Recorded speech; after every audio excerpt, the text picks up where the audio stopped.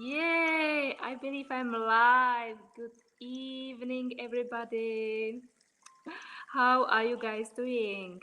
Let me know into the comments where are you coming from and what time is it at your place right now. Here in Indonesia, it's 6 o'clock, 6 and 3 minutes. And it's still light outside, but it's gonna be dark soon. So, welcome. Let me know where you are tuning in. What is the time at your place? How was your week? It's Friday evening. Can you believe it? This week for me, guys, it went like rocket. So today we have taken a very easy day together with my son. We slept half of the day. So I'm still in kind of this like half sleeping limbo. Swim the other half of the day and did some funny dancing and stuff. So a beautiful day. And what is this space about? So this space is called At the Cafe with Veronika. And it's basically a space for you where you can ask me anything you might have in mind about how is life in Bali, how is the rainy season like, how is the weather like, how is life in Norway? Because in case you didn't know, I've been living in Norway for 10 years. How is it to be a single mom? How is it to be an unschooling mom? How is it to live with a 5-year-old? How is my work? How is my, I don't know, partnership, friendship, anything? Just ask me anything. This is basically a space for you where you can ask any questions you might be wondering. And I'm here to serve you, to hopefully inspire you, empower you, support you, anything. Okay? So I will give you some time to type in the questions, and in the meantime, I'm going to read something for you. I'm reading a beautiful book right now, The Magic. If you didn't know, I am on this 75 hard crazy journey. I'm on day 22 today. Woohoo! Doing it. It's hard. And I'm reading a self-development book every single day, 10 pages. So right now I'm reading this one and combine it with some YouTube videos and work hard on changing my mindset because I still have quite a lot of limiting beliefs around money and quite a lot of limiting beliefs about self-worth, believe it or not. So I'm working through that. So this book is beautiful. It's about gratitude, and let's just see what wants to speak through today. So basically what I'm gonna do, I'm gonna close my eyes, open it on one page and read it for you. And as I do, please type your questions into the comments below so I have something to answer after. Then we continue on that, okay? So breathe in with me, breathe out. Let's see. Okay. Wow. What do we have? Count your blessings. Practice number 1. That's amazing. So let me read for you. When I started counting my blessings, my whole life turned around. You will have heard people say to count your blessings, and when you think about the things you are grateful for, that is exactly what you are doing. But what you may not have realized is that counting your blessings is one of the most powerful practices you can ever do. And it will magically turn your whole life around. When you are grateful for the things you have, no matter how small they may be, you will see those things instantly increase. If you are grateful for the money you have, however little, you will see your money magically grow.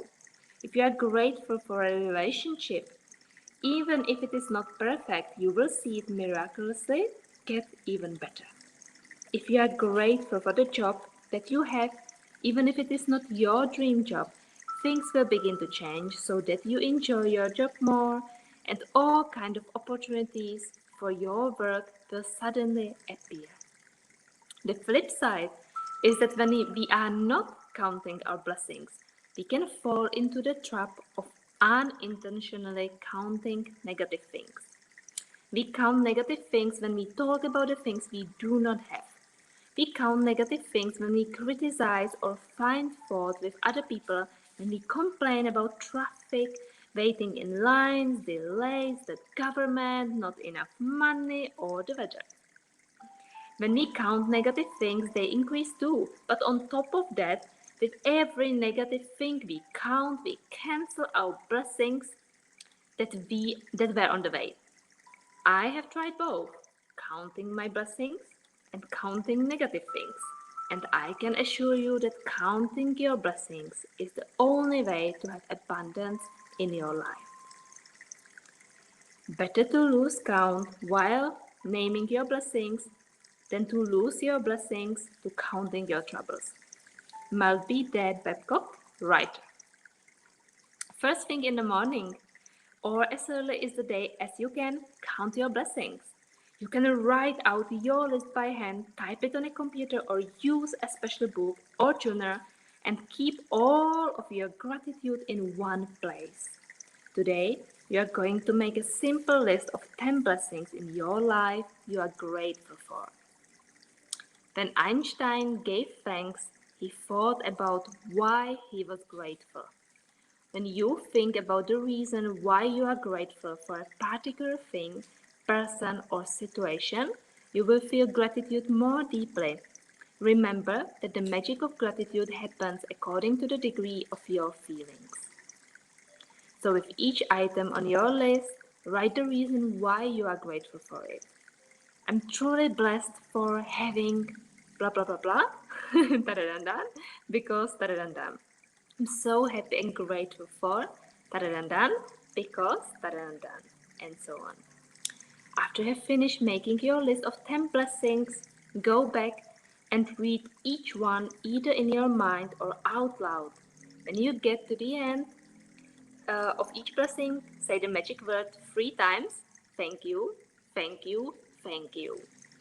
And feel the gratitude for that blessing as much as you possibly can. To help you feel more gratitude, you can be grateful to the universe, God, spirit, goodness, life, your greater self, or any other concept you are drawn to.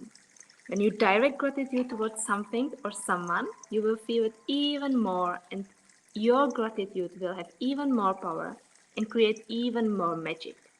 Is the reason why indigenous and ancient cultures choose symbols like the sun to direct their gratitude toward. They were simply using physical symbols to represent the universal source of all goodness, and in focusing on that symbol, they felt more gratitude. The practice of counting your blessing is so simple and so powerful in altering your life that I want you to continue to add 10 more blessings to your list every single day for 28 days.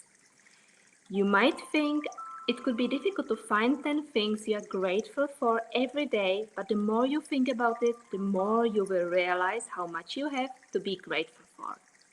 Just for new people jumping on, I'm guys starting this beautiful space with reading about the power of gratitude from the book Magic.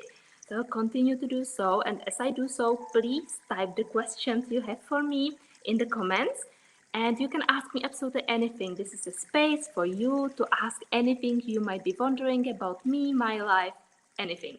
Okay?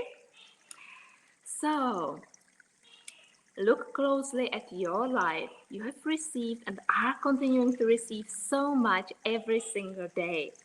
Like me, right, sitting here and being grateful for the power of internet so I can be speaking to you. How epic is that? Like 20 years ago we didn't have that. Or maybe we did, but I didn't know that at the time. There is really so much to give thanks to. You could be grateful for your home, for a beautiful cup of cocoa you have, or a teacup, your family, your friends, your work, and your pets. You could be thankful for the sun, the water you drink, the food that you eat, and the air that you breathe. Without any of them, you would not be alive. You could be grateful for the trees, the animals, the oceans, the birds, the flowers, the plants, the blue skies, the rain, the stars, the moon, and our beautiful planet Earth. We have, guys, so much to be grateful for, and I see it here on Bali every single day. Every day I'm thinking like, wow, we have sun every single day, like 365 days a year we have sun. This is absolutely, absolutely stunning. And we have so much abundance with food and water and all of that. Bali is truly special. So there's always something to find to be grateful for, no matter where you live. You can be grateful for the snow. Oh my gosh, I miss snow. I would love to go on skis. So snow is beautiful as well. You could be grateful for your senses, your eyes that see, your ears that hear, your mouth that tastes, your nose that smells, and your skin that enables you to feel. You could be grateful for the legs you walk on, your hands that you use to do almost everything, your voice that enables you to express yourself like I'm doing right now, and communicating with others. You could give thanks for your amazing immune system that keeps you well, and all of your organs that maintain your body so that you can live.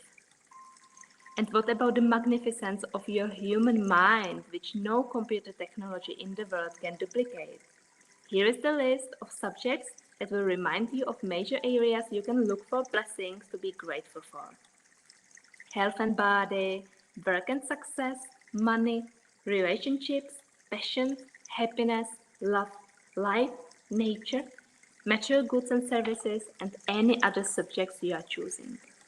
You should feel significantly better and happier after each time you count your blessings, and how good you feel is your measure of how much gratitude you felt.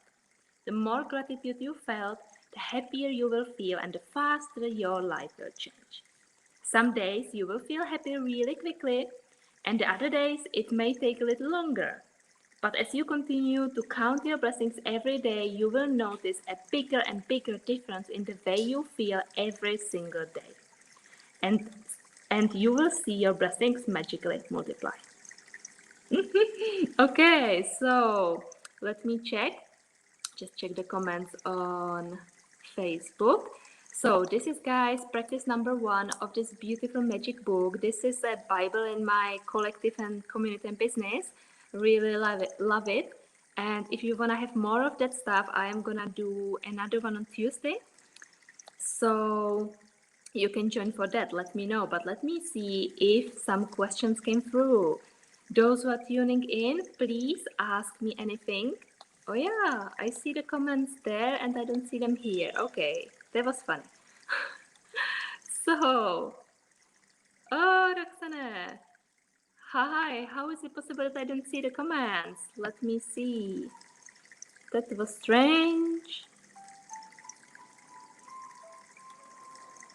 Okay, I don't see the comments in StreamYard, but I see them on Facebook. That's okay. Okay, so Fatima. Hi, Fatima. How are you doing? Roxana is writing. You reminded me the magic exactly on time. I know, I know, I know. This is so easy to forget, and we need to remind ourselves every single day. Oh, you asked something, Roxana. And midweek, yes, me too. Did you know that we have this Mercury retrograde? Something is going on, and like we had so much chaos in everything, absolutely everything. So yeah, you are not the only one who is having a mad week. It's a very strange time we are living in. So you wrote me. Tell me why you choose Bali, please. Have you been there before, and how is the life in Bali? What is the difference between places, and how is it now with the restrictions? Wow, complex question. So, okay, let me start. Why did I choose Bali? Bali chose me. I didn't choose it, I don't know. I just knew that I needed to come here. The same like I had with Norway. I just knew that I needed to go to Norway. The same I knew with Bali that I needed to go to Bali. So I came, and the rest is history, and we will see where it goes. I still don't know, but I know that when I will look back at that time, I know that I will understand more than I do right now. So Bali chose me. The first question. The second one is if I have been here before. Yes, I've been here before we moved. I came the first time in 2018, I believe. 2019. I came first time 2019 to study mindfulness because I'm a yoga and mindfulness therapist. So I came to study mindfulness, and it was a beautiful journey, which I'm deeply grateful for. And I just felt like at home. And since, I felt that way, then I landed back in Norway, and I kind of never found that home feeling again. So I thought like, let's go back for a couple of months and take Ole Christian with me because I knew that it was safe. So I took Ole Christian with me, and we came for a holiday. It looks like we came for life. So a 3 months holiday is gonna be 2 years in January, and let's see how long we will stay. But super exciting time and deeply grateful for everything. Like this space is teaching me so much about being present in my life, about the gratitude, about the natural rhythm of nature, of our own bodies, the importance of family, traditions, culture. Oh, so much, so much, so much, so much. It's inspiring, so inspiring every single day. How is life in Bali like in general? That's some gecko or some insect you hear upstairs. um, Let me start with the restrictions. So basically, I would say we are blessed. We are not really much touched by the restrictions. We have had lockdown for a little period. That was quite scary because the beaches got closed, and I'm a beach person. We were living like 3 minutes from walk from the beach, so that was kind of like okay, what are we gonna do now? But so far so good. Uh, so we do not notice much to the restrictions. We need to have a mask when we are driving outside, which is practical because there is so many heavy metals and stuff on the on the traffic due to everybody is driving a motorbike. So it's nice to have the people were wearing some people were wearing masks prior pandemic due to the traffic. So I just, you know, I am not this believer to COVID. I know people who had COVID. I know people who died of COVID. I know people who went completely fine through. And I also know people who died from the vaccine, or new people. So yeah, I'm not anti-COVID, but I'm not part of the hype, to put it this way. So I'm kind of thinking like, yeah, I'm wearing mask, so I'm not breathing in the heavy metals, and everybody's happy.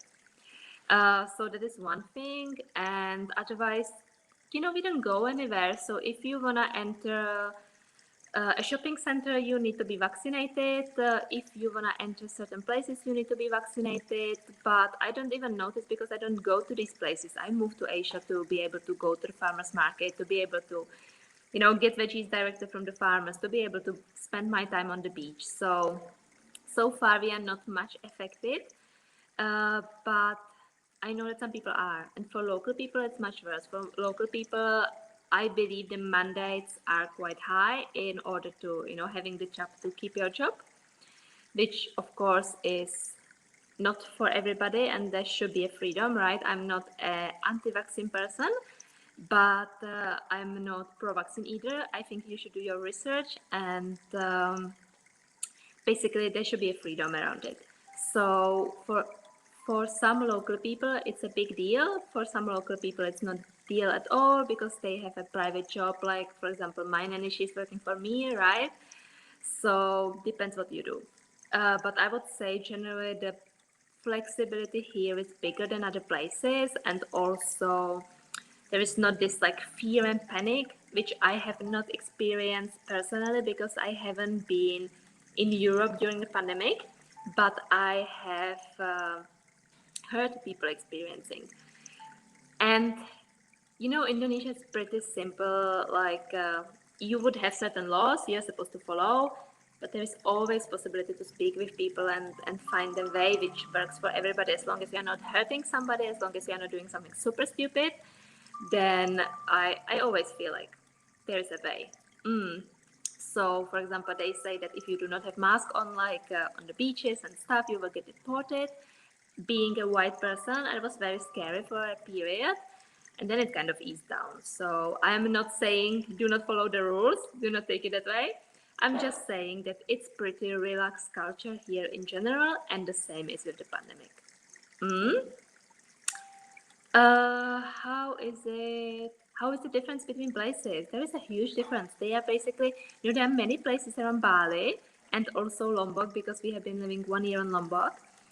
But basically the biggest difference is like what kind of culture, what kind of natural landscape you like, because they are 3 to 4 different areas where expats are gathering. We have been trying all kind of different places. I personally do love places where are a lot of local people. I do not want to be living, the first mosquitoes are coming. I do not want to be living in a expat bubble. This is not why I came to Indonesia. I want to be part of the culture. That is super important to me. And there are different areas where kind of the mixing is different. So we are right now living in Ubud, which is jungle mountain area, can you say? More rain and also more moisture. But it's a beautiful, beautiful space for spiritual people, for yoga teachers. Ubud is basically a spiritual center on Bali and also spiritual center in Asia, with tons of offers within yoga, mindfulness, meditation, breath work, aesthetic dance, raw food, vegan food, vegetarian food, you name it. Like if you want to develop yourself, you come here and it just takes you along. So this is why I'm here now, healing my traumas and healing stuff I went through, which needs to settle in. That space is very nourishing for that, because Ubud is a very special place where all the chakras, like we have the chakras in our bodies, in case you're familiar with that, we also, different spaces have different chakras. So cities and villages and stuff. So in Ubud, there's a space where all the chakras are coming together. They are basically crossing each other. So all the chakras we would normally have in our bodies, they are crossing at one space in Ubud. So that is why it attracts all these things, and it's intense. It's very intense. So we are a little bit outside, and I appreciate that because it can be pretty intense. But I like it also. So that is Ubud. Then another place is Canggu, which is more like entrepreneurs, surfers, people who love. It's very hectic. So people who love to go on and go on and go on and go on type of life. Then Canggu is the place. It's super hectic. Parties going on, nightclubs, surfers, co-working spaces. Now the evening orchestra is starting, guys. Can you hear it? It's gonna be so nice. Yeah, all kind of these type of things. Ooh. Let me just pause for a second and turn the camera around so you can hear it. I don't know if I can do that actually. Yeah, probably. No, not this way. Okay, let me turn it around.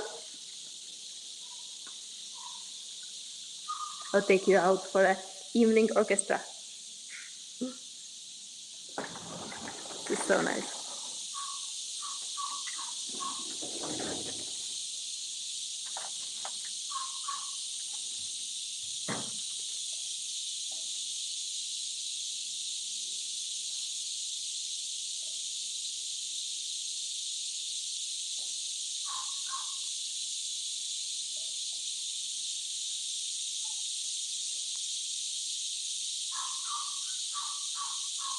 How cool is that? I love that.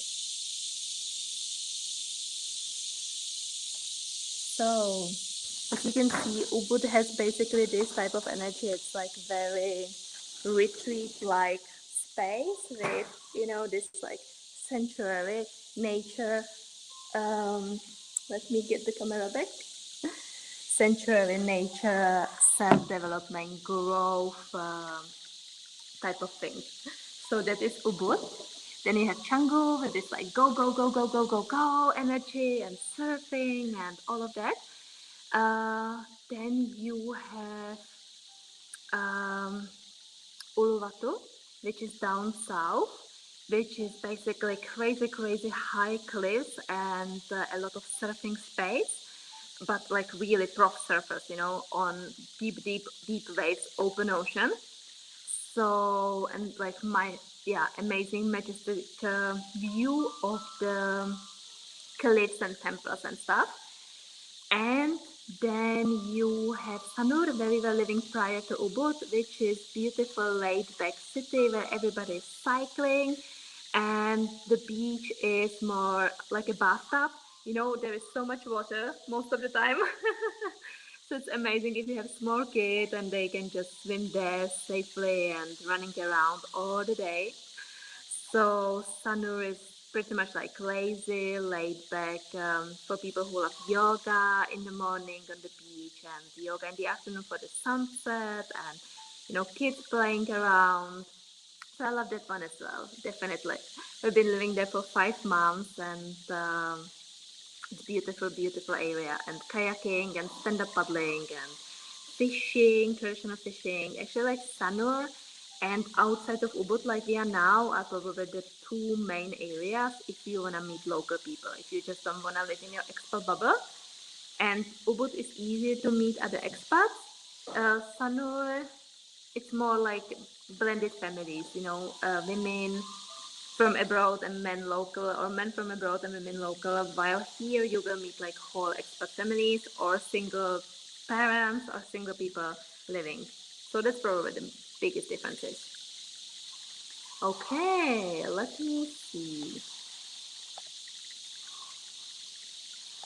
Okay, to see if there are any more questions which came through, because I cannot for some reason see them here on StreamYard. Oh, many questions. Okay, let me see. So, you love my evening orchestra? Yes, me too. If I'm swimming at night, oh yeah, I do. I love that. I actually do. So, I have some trouble with the comments. They're just disappearing, but let me see if I can somehow get them back. This is just so funny. Facebook is living its own life the last 2 weeks. I don't know if you guys have noticed. One night the Facebook have collapsed completely. So be ready for that. And then it came back, but kind of like it's just doing strange things. So, dear, I cannot see what you asked. I see that there are comments, but I cannot see them all. I just say about the pool. If I'm swimming in the pool at night, sometimes I do. I love that actually, because we have a light in the pool, so we can do that. And there is nobody, so you can swim naked if you like. So I really enjoy it. I do. I do swim every day actually. I would wish we would have like chlorine-free pool, because I ruined my hair the first half a year. Now they are coming back, which I'm really grateful for. But yeah, I do love swimming. Roxana, what are you asking? Are there any places where unvaccinated people are allowed? I mean, restaurants? Yeah, you don't need to have vaccine to go to restaurants. So far, nobody have asked. So, but most of places are outside, right? So we don't, like, I never go indoor. Even when we are inside the house, I have like my door open. So we are living outside. So I'm probably not the right person to ask. If you would ask somebody who is going to the shopping center and indoor restaurants, you could get probably very different answer. But for me personally, I have never been asked anywhere, because we eat outside, we get food delivered at home, I cook at home. We eat in small warungs, warung is a very funny thing. Basically, here in Indonesia, if you can cook, which means that you have both hands, you can just cook absolutely anything at your home, make a, put a table in front of your house or anything and sell it. And as long as you are happy and the customer is happy and nobody gets poisoned, nobody cares. Like, there is no hygiene control or anything. It's just a little, you are running a little business. So, so we do go to these places because I love to support local people. So very often we go to these places and yeah, nobody really asks there. But yeah, I know there are plenty of places for vegan food. I don't want to cook at all. You know what? I'm actually just gonna order the food after I finish this beautiful steak. Hmm. Have to taste my cocoa. I have raw vegan cocoa. So nice. Freshly made coconut milk. Um, raw, freshly made coconut milk, raw cocoa, dates, and lemon oil, etheric oil, and the gingerbread spices. So good. So good. You can definitely get vegan food without the vaccine. No problem at all. Because there are so many places, like these local places where I go and I get tofu and tempeh and some vegetables. So even though people do not eat vegan, most of I know very few local people who are vegan. Most of people they love meat and egg and fish, but there are always vegan options because most of the time people would buy little bit of chicken, little bit of tofu, little bit of tempeh, little bit of rice, right? So if you are vegan or vegetarian, you just leave the chicken and take the rest, and it's vegan. So super easy here. Okay, let me see if there were any more questions which came through. Let's see your comment, Roxana. Thank you.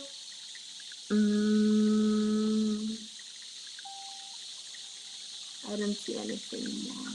What are the entrance conditions now? Vaccination, any options for unvaccinated to enter Bali? No, that's a big one. Um, the entrance options to enter Bali are super, super, super strict. So you need to have a vaccine, both jabs.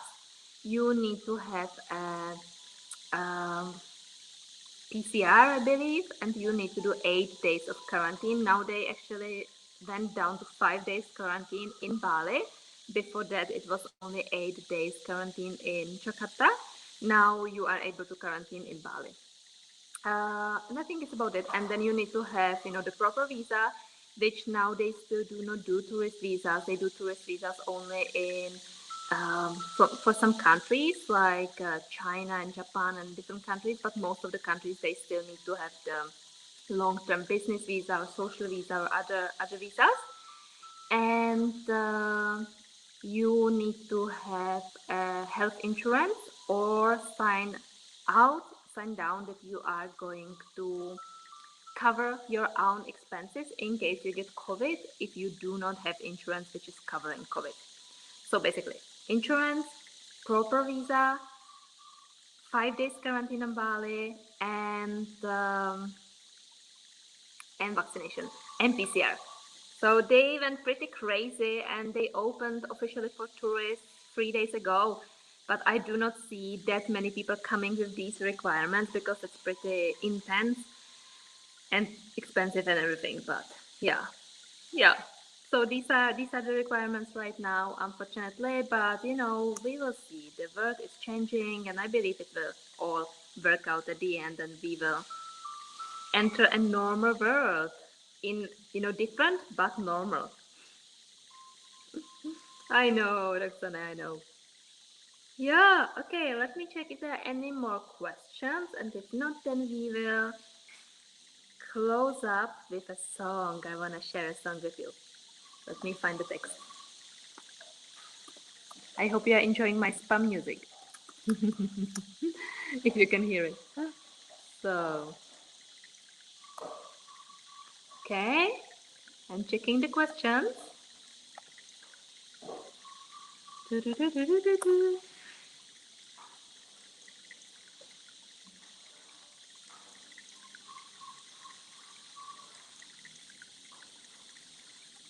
No, me neither, Roxana. Okay, no more questions, so let me sing a song for you at the end and then close up with that. This song is a very special one for me. It's called Kan jeg gjøre noe med det? Kan jeg gjøre noe med det? In Nynorsk. And it's a Norwegian song, and basically it says, I will translate for you and then I will sing. When I see that the thick clouds are, I'm just thinking how to.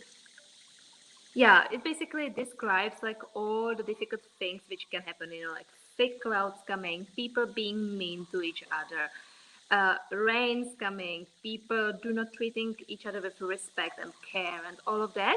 And then the main question is, can I do something about it? Can I do something about it? And then in the refrain, it says, uh, can I do something about it? I'm so small. Can I do something about it? I'm so small. Please help me together all the people who believe that we can do a lot as we are waiting on this beautiful earth. Something like that. And I believe that this song is so on time right now. So that's why I want to share it with you. So let me make sure that I have answered all the questions. Next time I will make something about the comments, but I don't know. Normally it works. Today it doesn't. Technology. Awesome. Okay, so no more questions. So let me pause the music and sing a song for you. So, kan jag ge dig nomad? Når jeg ser han, tunge skyer, trekker melken over oss. Når jeg ser de slipper kniven og legger opp til det og slåss, kan jeg gjøre noe med det? Kan jeg gjøre noe med det? Når jeg ser han, noen stiger, mens de tråkker andre ned. Når jeg ser han, mange skjelven, eier opp for det som skjer. Kan jeg gjøre noe med det? Kan jeg gjøre noe med det? Hva kan jeg gjøre, jeg er liten?